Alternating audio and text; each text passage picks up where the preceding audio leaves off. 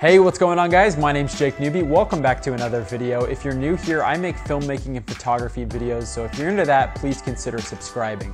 I'm super pumped today because we're talking about DJI's newly announced product, the Ronin S. Now, traditionally, Ronins have been known as huge gimbals that can handle heavy payloads and support multiple accessory mounts. But DJI is switching up the game and has announced a gimbal much like the Zhiyun Crane or the Moza Air. I picked up the Zhiyun Crane about a month ago, and so far I have absolutely loved it, but by the looks of the new Ronin S, I've already started to consider switching over. Now, we don't know a whole lot of details about the Ronin S yet, however, we do have a pretty sweet product video from them, which we will play right now.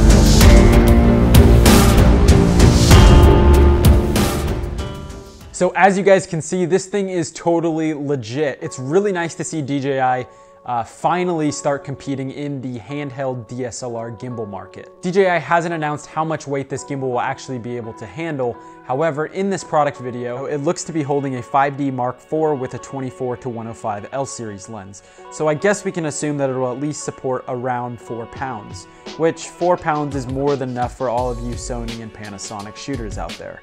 However, according to dpreview.com, it says that you will actually be able to choose between a smaller frame for mirrorless cameras or a larger frame for larger DSLR bodies. Now this is just speculation here, but if you look closely at the product video, you might be able to say that this gimbal is coming with a release plate or some sort of sliding plate for mounting a camera. From the looks of it, the DJI Ronin S is going to have a small display that shows users what mode they are in. You can even see below the screen there are 2 buttons called C1 and C2. Typically, those buttons are made to become customizable for the user. Below those buttons, we have a focus wheel that will allow shooters to control their focus as they are shooting. Thankfully, this feature will be available to Sony and Panasonic shooters in addition to Canon. The button to control this gimbal will actually be on the front of the handle, which is similar to their Osmo or Osmo Pro handles. It looks like depending on the amount of times you click the button, it'll tell the gimbal either to lock field of view, center itself, or even switch to selfie mode. The buttons on the back of this handle allows users to take a photo or start recording video with a simple touch of the button.